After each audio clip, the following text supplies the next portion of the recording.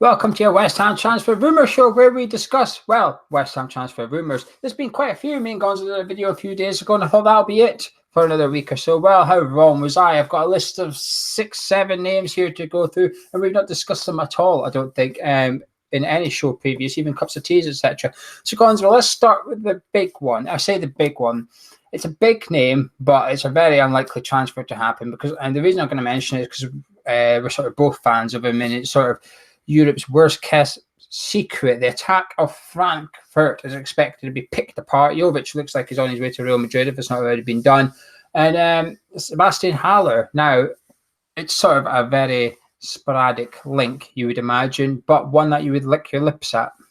Yeah, mate. I mean, we've discussed him on this channel 2 months ago and on numerous occasions since Tim, our friend Newmarket, first brought him up on the forum as a potential somebody we should look at. I hadn't heard of him before that, and then I looked closely at him, and this guy is the real deal. He really is. He's got all the attributes. He's quick, he's skillful, he's big. He's not only big and tall, he's a lump as well. He's big, he's strong. I think he's weighs something like 200 pounds or something like that. As I say, very, very skillful, has awareness of other players. I think this is... I think he'd be a better player than Lukaku is. I mean, obviously, Lukaku's stopped scoring now since he's been at Man United. But in terms of the big strikers, I think this is the main guy in Europe at the moment, and certainly the one everyone should be coveting. A French player, just done tremendously well. And of course, they had who was it? Bebic, something like that. Rebic, that's it as well. Yeah, they had a really good attack. If you saw them when they played really, really well in the semi-final UEFA Cup as well, and they're a very, very good team, Frankfurt. But Haller, well, I guess Jovic is the pick of the bunch, of course, isn't he? Because he's such a sublime finisher. But Haller has his part to play in it as well. And I personally think we should break the bank for this guy. I really do. I think if we push the boat out to pay that big money to get Anderson, and you have to say Anderson, even though he's been linked with a move to Liverpool for 70 million, I don't think it would surprise anyone if Anderson got bought for 65, 70 million, because he's done really, really well. He's adapted to the Premier League and he's one of the best attacking midfielders in the Premier League outside of the top 6. You pay the money and you sort of get what you pay for. And I think actually, rather than spending £20 million here, £20 million there, I think you spend 40 million on Sebastian Haller. I think that does propel us up to the next level. I don't mean the top 6, but I think that does have us vying for 7th position and very close to it. It's something I'd like to see us do. I was going to ask that actually. Would you, if hypothetically we spent 45 million or whatever on Haller and then scrimped and saved on the rest of the positions, would that be an acceptable window to you? Basically, just one big purchase. Yeah, I do, because I believe that is how you progress, because I just think there are so many players of the £20 million level around that. I mean, take Michail Antonio, for example. You could get rid of Michail Antonio and let's say you bring in Nathan Redmond, who I think is somebody I think is a very, very good player. Or even Nathan, what's his name? Delafeu. Again, a very, very good player. Over the course of a season, is Delafeu or Redmond going to contribute that many more goals than Michail Antonio? They might be slightly more pleasant on the eye, but are they going to contribute more? Are they going to score more goals and more headers and win more penalties? There ain't going to be a lot in it. So you might sell Michail Antonio for 25 million and buy Delafeu for 30 million or Redmond for 30 million. That 5 million increment that you've spent there, I don't think that you're getting an awful lot more gain for that. You buy a 45 million pound striker like this guy, you might actually get him scoring a comparable amount of goals to Jamie Vardy. That is enough to propel us up. Tinkering with a left back, tinkering with a right back, I'm not so sure. If Jack Wilshere's back in central midfield as well, we have to gamble that he might be, because we don't have enough money otherwise. I would certainly be happy to put all my eggs in one basket.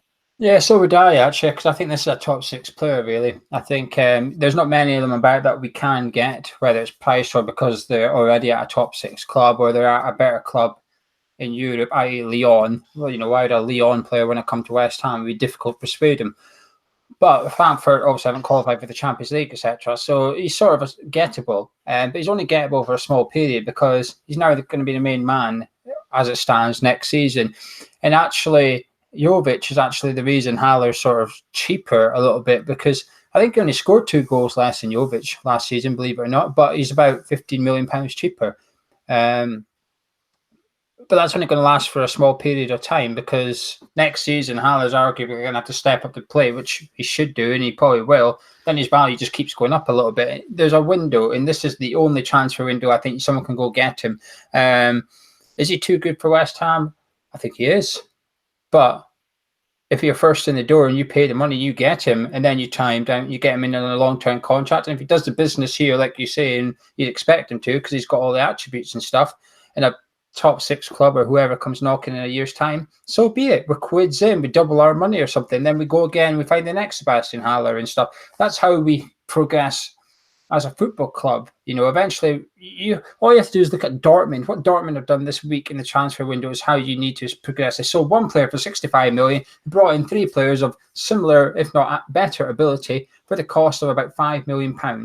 That's how they've done it. And that's what you have to do sometimes. You have to be prepared to gamble a little bit with a sale. But you need enough players in your team that you can allow one to leave in order to bring 2 or 3. And we're not quite there yet. But I'm with you. I'd happily see us break the bank for this guy, put him as our number 1, and sort of grin and bear it elsewhere in this squad to say, well, hang on a minute, because we've now got 3 or 4 players worth £50 million plus. We've got Haller, Anderson, Rice, Diop, and if, Balbuena was a few years younger, he would be as well. Lanzini was on his form, he would be. Wilshere wasn't injury prone, he would be. So we're packing out a team of players with good ability here. It is probably a bit of a make-believe transfer rumor, unfortunately, but we're being linked with him, so we're going to discuss it. Another one we're being linked with is Strootman, the player that everybody's heard of, but no one's ever actually seen very much. Do you know what I mean, though? I know exactly what you mean. I know exactly what you mean. Yeah. Yeah, Strootman. Can you tell me about him? No. No. Heard about him. Not really seen him play too much. He's been at Marseille last season. We're being linked with a loan move, I think, which, as Pellegrini doesn't like loans, is it fair to assume we can scratch this one off, or do you think this is how we do it? A little bit of jiggery-pokery with the budget and get someone in where we don't really have to stump up any cash for? Yeah, well, I must have seen him play because I've watched Payet play, and since then I've gone and looked at the guy that I would like to see in central midfield, which is Morgan Sanson. So clearly I must have seen Strootman play, yet he didn't. So it was Sanson that stood out when I went to watch Payet. So he must have been anonymous or something. So I can't say anything. I really can't tell you anything about him. Maybe he's just one of those players that people have had on FIFA, on Championship Manager, and they sold him. They got him on a free or sold him for a profit and bought somebody else. I can't, honestly, unlike Haller, I can't tell you anything about the guy, mate. Yeah, I mean, either I can't really tell you much, but he's just, like I said, one of those players you've heard of, don't know much about. One player linked away with West Ham in the last couple of days is Aaron Cressell. Strange rumour, he's been linked to Everton for £8 million. Now, while I can't see him going there, why would they want him when they've got Dickney in it? Unless Leighton Baines is out of contract and he's off, it'd still be a bit strange to spend £8 million on a sort of second choice left back. But there's quite a few sources saying that Aaron Cressell is sort of on the sales list. Would you be disappointed to see him go? I mean, £8 million doesn't sound a lot, but is it? Well, he's got the best song, hasn't he? But we don't hear it sung very often anymore, unfortunately, because he doesn't really play. And when he does, he's not been the same player that we signed from Ipswich, what seems like quite a long time ago now, of course. If we're going to do what we said about Haller and put all our eggs in one basket, we're going to need Aaron Cressell and Masuaku, because we're going to need 2 comparable left backs. And he is a Premier League standard player, Cressell, so he's not dropped off that much. I wonder what the playing at centre-back did to him under David Moyes, actually. That was a strange one, which actually did work. I didn't think it would, but obviously David Moyes saw something in him. I never thought it would because of his stature. He's not a big guy. I just wonder if that... I don't know. I'm surprised to see him go, but if he's earmarked as we think, this fella from Olympiacos, is it? The Greek guy that's actually Brazilian. Can't remember his name. He's actually a good player. So if they've... or something. It's if they've earmarked him, then I can understand it, because that guy is more in keeping with the style of play that you would associate with Pellegrini. Have you seen him play? Have you? Yes. How many times? Come on, how many times? Once, twice? Well, obviously I'm not flown out to Greece to watch him play, but we've been linked to him for over a year and a half. I've seen every time we're linked to him, I watch another game. Highlights from his most recent. You know what they do? They package his most recent 5 games together or whatever. So I've seen him, seen plenty of him. He was born in Brazil. He is Brazilian, but he got Greek nationality. I think maybe his father was Greek or something like that. But he's Brazilian, really, and he's very good. He's a very good player. He's not going to be trouble in the top 6, but he just looks more like a Pellegrini type player. And in many respects, Masuaku looks more like a Pellegrini type player. So Aaron Cresswell's delivery is very good, of course, and he hasn't got bad technique, but you get the impression he likes a little bit more tech as Pellegrini and a little bit more pace than Cresswell perhaps offers. So I can see it happening. Yeah. I don't think Cresswell had a bad season, in all honesty. I thought he did okay. I think the reason fans are sort of happy to sell Cresswell is because Masuaku played well for about the last 4 games, and it's sort of fresh in your mind. Oh, he's played well. If it's the other way about, we'd all be saying, oh, no, we'll keep Cresswell. He's played well. I think Cresswell's done all right. The only issue I've got with him, he's become very injury prone. I know he had that big injury and he's come back from it, but he seems to sort of play 5, then miss 2 or 3 through a nickel, and it's not a good thing, that. And he's still not. I think he's in his late 20s now. What is he, 29 or something? Because we signed him when he was in his mid-20s, didn't we? So he must be about 29 now. But I honestly thought Cresswell had a good season. If I had to sell one of them, it'd still be Masuaku. I don't care about the last 4 games season, because from what I've seen over the last 2 or 3 seasons, Cresswell's the better left back out of the 2 of them. I would be disappointed to see Cresswell go. And also, it puts a bit of strain on us for this homegrown quota. I don't want to bang on about all summer with you, but the reality is, it is becoming something we need to juggle a little bit, because, we've lost Andy Carroll, who's one of our homegrown players. Now, Adrian's gone, which frees up sort of someone to come in that's not homegrown. But then if we're keeping Emilson Fernandez, there goes the spot. We've got Nasri as well. I suppose Josh Cullen will help it out a bit, but we just need to be a little bit transfer savvy. And I don't think selling Aaron Cresswell for £8 million is all that. I mean, what are you going to do with £8 million? It's not much. This Greek guy's 10 million. If you want to solve the left back problem good and proper, all you have to do is look at Everton. 20 million quid it costs them to get a left back in. Bournemouth have just spent £30 million on a championship left back. Granted, he may become one of the best left backs in the league. That's what they're banking on, if you like. But that's going great. £8 million is not going to get you much unless we're going into the championship and plucking out someone from there. I would be disappointed to see him go. Now, another I would almost say a rubbish link, but it is a rubbish link. One that we can probably poo-poo. Fernando Llorente, Gonzo, has been linked to us. He's out of contract this summer. His contract with Spurs is up. He's obviously got maybe a bit part role to play the Champions League final before he departs. I think he's 34 years old. Would you be disappointed to see him come in? Yeah, that's exactly the wrong direction for the club to go in. A journeyman pro. He's a slow target, man. He's not without his merits. Of course, people have seen him play in the Champions League, and he gave us a bit of a scare towards the end of our game. We won 1-0 at the all-new White Hart Lane Megadome. But he's not the way for us to go. It's just not. He's too old, too statuesque, lacking mobility, lacking invention, and no, I mean he's the continental Peter Crouch, isn't he? Not for me, mate. Yeah, he's basically like a non-injury prone Andy Carroll, really.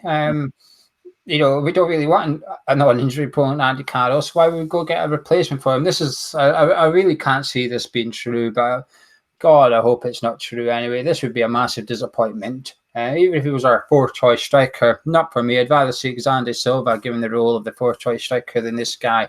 Can't see it happening though. Now, one that probably is true, one that seems like it's got legs.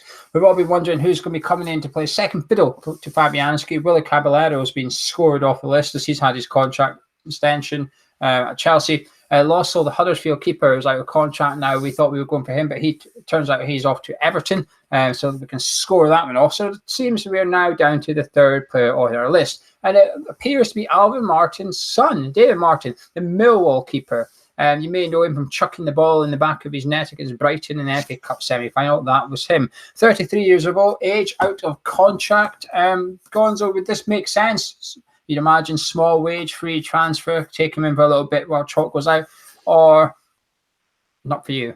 Well, I'm going to repeat myself, but what I'm going to do is change the name Richard Wright to what's his name? David Martin. To David Martin.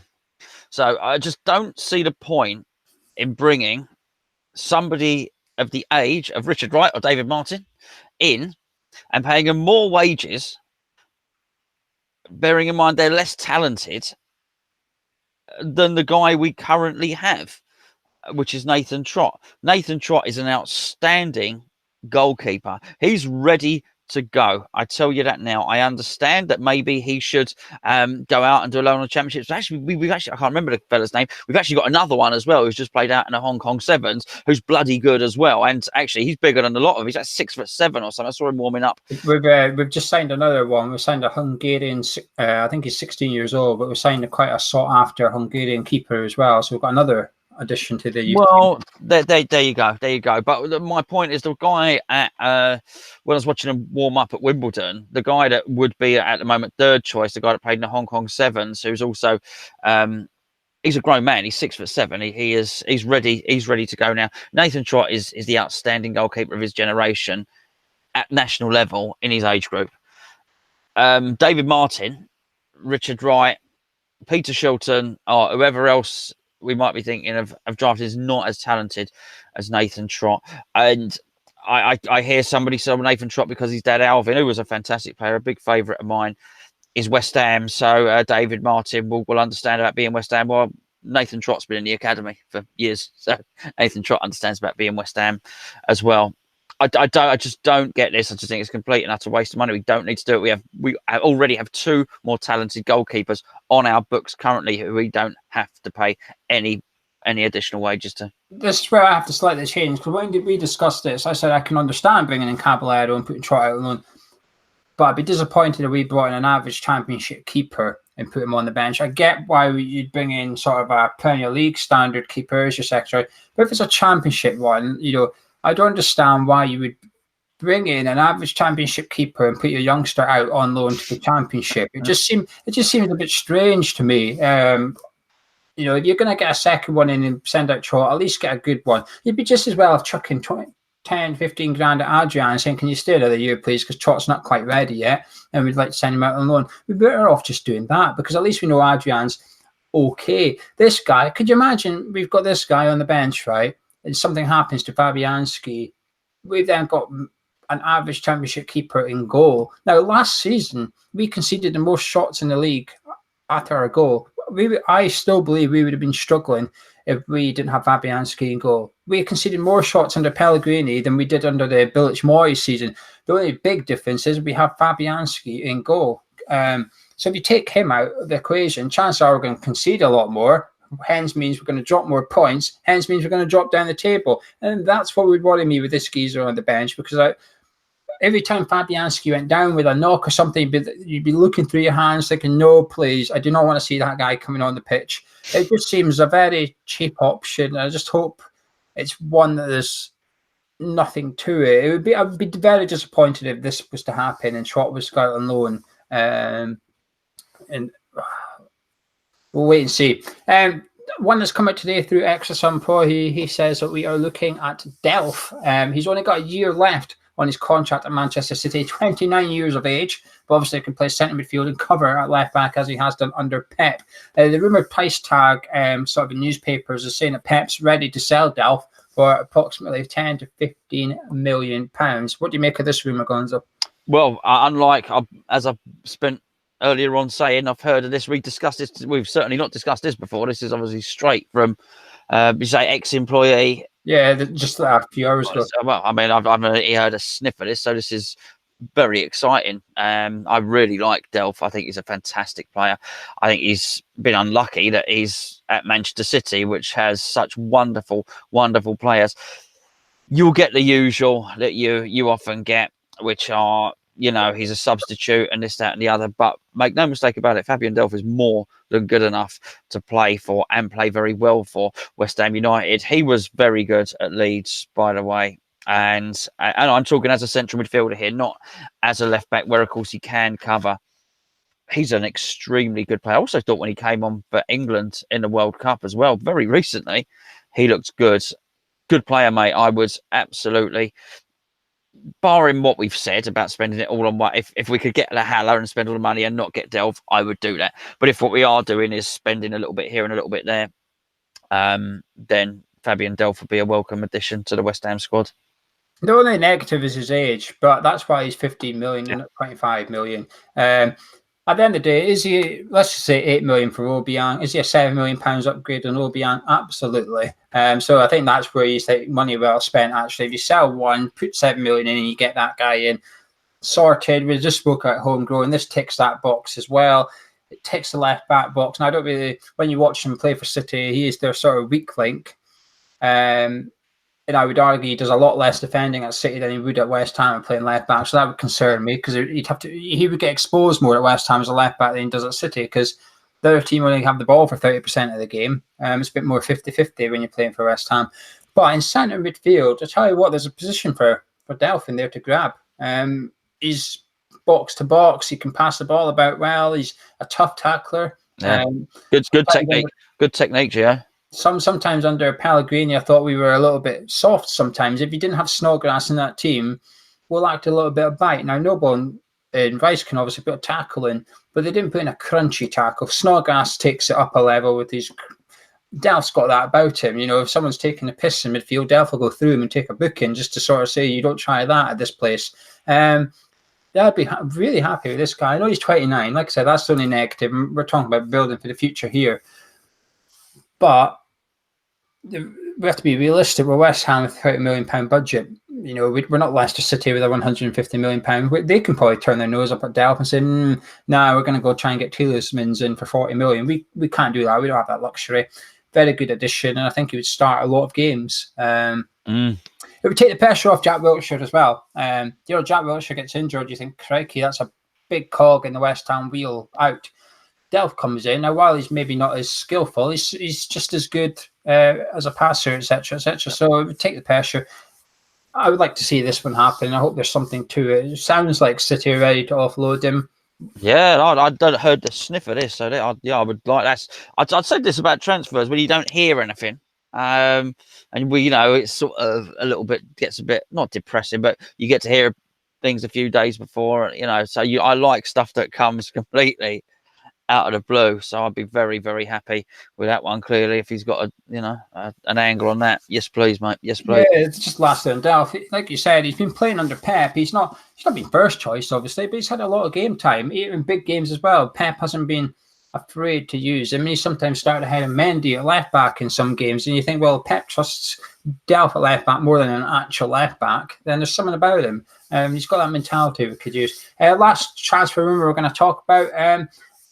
Your friend, you like him, Clyne, has been linked to us. Liverpool are ready to sell him, and we're one of the clubs being linked to him. I mean, given our number of right backs, do you think this one's a little bit journalists putting two and two together and coming up with five, or do you think we're maybe looking at it and thinking, well, this is a rare opportunity to get a player in that's maybe a bit better than what we've got, might be value for money, a bit like Delph, so let's try and get it done. I think he would be our best right back, and I'm going to contradict myself because I just said Delph coming in and be a good thing. I do think we need to lower the age profile of the squad. I think you can't bring lots of bringing Llorente, Delph, and Nathaniel Clyne. You can't keep doing that because we do need to lower the average age. Right back, I do think it's different. Do I think he would be the best right back at the club right now? Yes, I do. So would that improve the squad? But it's like I say, it's small margins. Would improve it a little bit. I think we've got to leave a way clear, a route for Ben Johnson, though. I do think it would stifle Ben Johnson. He's progressing very, very quickly. I think the fact that Pellegrini played him at left back against Man City shows how highly he rates him. I think another pre-season again, he looks like a grown man now. He looks I'm not saying he looks 16, but, you know, when I saw him against Wickham last season, he looked like maybe a 17, 18-year-old lad. He looks like a grown man now, and he looks ready to go. He's very bright. Ben Johnson, he reads the game well. He's got good technique. He gives it and he goes. So, bearing in mind we already have Zabaleta and we have Fredericks, I think if you bring Clyne in, you completely block off the route for Johnson, and I don't want to do that, so I wouldn't actually bring him in. Yeah, if you asked me 6 months ago, I would have done it. I'd have said, yes, please, get him in. Zabaleta's contract's up at the end of the season. I'm not convinced by Fredericks. This guy is good, get him in. I tell you what, he's not been all that at Bournemouth. Do you know when he had his loan at Bournemouth? He's not looked like a Liverpool right back. You can see why Liverpool were happy to loan him out and use just one right back for the rest of the season.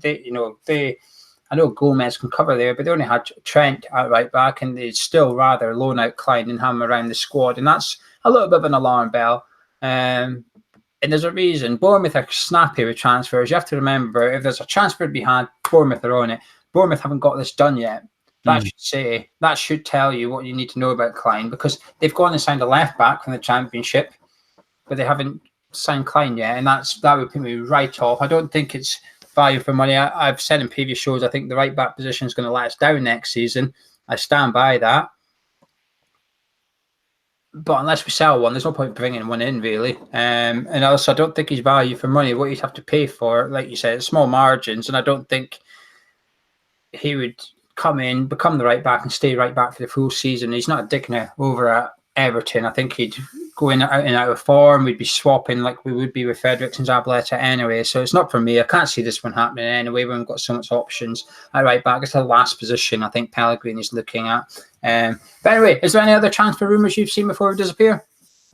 No, but I've not really been looking the past couple of days, to be fair, mate. But there'll be more very soon. Yeah, lucky you. I've been struggling to keep up with them all. No doubt me and Gonzo will be back early next week with a complete new list of transfer rumours. Sunday, journalists might have the day off tomorrow, but Monday I'm sure they'll be back on it, trying to get some clicks to their website. Anyway, thank you for joining us. Drop a like on the video if you've enjoyed it. Subscribe if you're new around here. You can pop over to our forum channel where me and Gonzo are. It could be a bit controversial. We are doing our team of the season without the top six. So we're doing that now. We're going live in a minute, I think. Yeah, we're going live in a minute. If we've already done it, it's on your screen. I'm waiting to argue with Gonzo because I don't think I'm going to agree on everybody. So this should be good fun. Anyway, join us there if you wish. Leave your comments below what you think of the transfer rumors. We've got Haller, Strootman, and Cressell. With a link when I move away. Fernando Llorente, David Martin, Alvin's son, Delph, and Clyne. And we shall see you in a little bit.